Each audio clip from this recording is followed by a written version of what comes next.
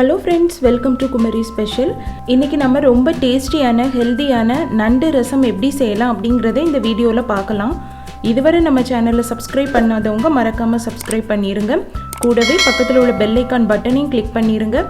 வாங்க இப்படி ரொம்ப ஈஸியா நண்டு ரசம் பண்ணலாம் அப்படிங்கறதை பார்க்கலாம். நண்டு ரசம் பண்ணுறதுக்கு இன்றைக்கி ஒரு 1/4 கிலோ அளவு நண்டு எடுத்திருக்கேன். நண்டு எப்படி க்ளீன் பண்ணலாம் அப்படிங்கிறத ஆல்ரெடி நான் சேனலில் வீடியோ அப்லோட் பண்ணியிருக்கேன். வீடியோவோட லிங்க் கீழே உள்ள டிஸ்கிரிப்ஷன் பாக்ஸில் இருக்குது, தேவைன்னா போய் செக் பண்ணிக்கோங்க.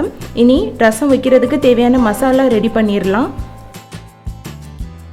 அதுக்கு ஒரு மிக்ஸி ஜாரில் ஒரு 2 டீஸ்பூன் அளவு முழு மிளகு, 5 பல்லு பூண்டு, ஒரு 1 டீஸ்பூன் அளவு சீரகம், ஒரு 10லிருந்து 12 சின்ன வெங்காயம், ஒரு கைப்பிடி அளவு கறிவேப்பிலை, அப்புறம் ஒரு 1/2 டீஸ்பூன் அளவு மஞ்சள் பொடி. இது எல்லாத்தையும் போட்டு தண்ணி விடாமல் லைட்டாக துருதுருன்னு அரைச்சி எடுத்துடலாம்.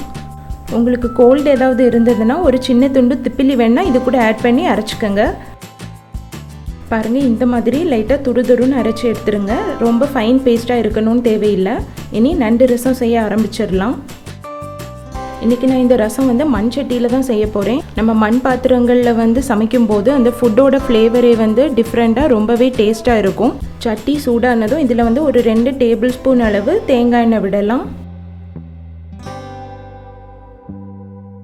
எண்ணெய் காஞ்சதும் அதில் ஒரு 1/2 டீஸ்பூன் அளவு பெருஞ்சீரகம், அப்புறம் ஒரு 3-4 கிராம்பு, இது எல்லாத்தையும் போட்டு லைட்டாக மிக்ஸ் பண்ணி விடுங்க.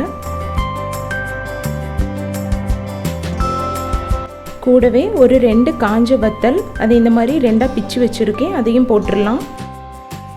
அப்புறம் பொடியாக நறுக்குன ஒரு மீடியம் சைஸ் தக்காளி, கூடவே ஒரு டீஸ்பூன் அளவு இஞ்சி பூண்டு விழுது, இது எல்லாத்தையும் போட்டு அந்த தக்காளி இஞ்சி பூண்டு விழுது இதோட பச்சை வாடை போகிறது வரை நல்லா வதக்கிடலாம். இப்போ நம்ம மிக்ஸி ஜாரில் அரைச்சி வச்ச மசாலாவையும் இது கூட போட்டு ஒரு 3-4 நிமிஷம் சிம்மில் வச்சு நல்லா வதக்கிடுங்க.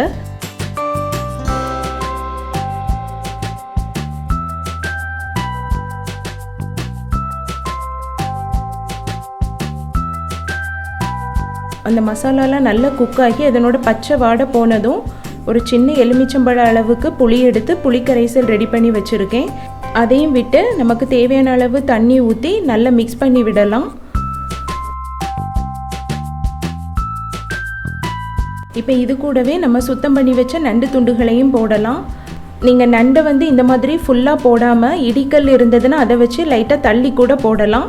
அப்படி போட்டாலும் நல்லா உள்ளெல்லாம் நல்லா சூப்பு இறங்கி நமக்கு சாப்பிட்றதுக்கு நல்லா இருக்கும்.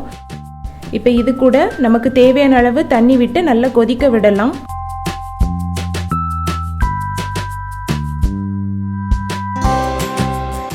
ரசம் கொதிக்க ஆரம்பித்ததும் அது கூட ஒரு 1/2 டீஸ்பூன் அளவு காயப்பொடி, கூடவே தேவையான அளவு உப்பு, இதெல்லாம் போட்டு நல்லா மிக்ஸ் பண்ணி அதை மூடி வச்சு ஒரு 10லிருந்து 15 நிமிஷம் நல்லா வேக விடலாம்.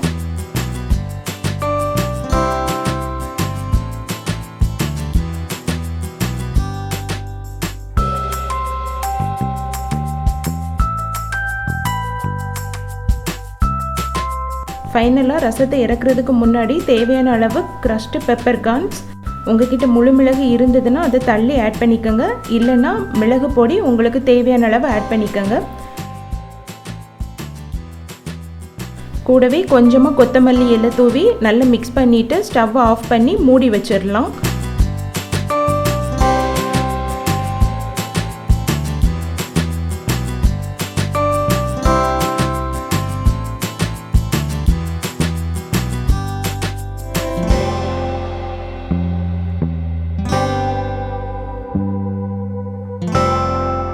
அவ்வளோதாங்க, வீட்லேயே ரொம்ப ஈஸியாக ரொம்பவே டேஸ்டியான ஹெல்த்தியான நண்டு ரசம் ரெடி பண்ணியாச்சு. இந்த நண்டு ரசத்தை நீங்கள் அப்படியே குடிக்கலாம், இல்லைன்னா சாதத்து கூட போட்டு சாப்பிடலாம்.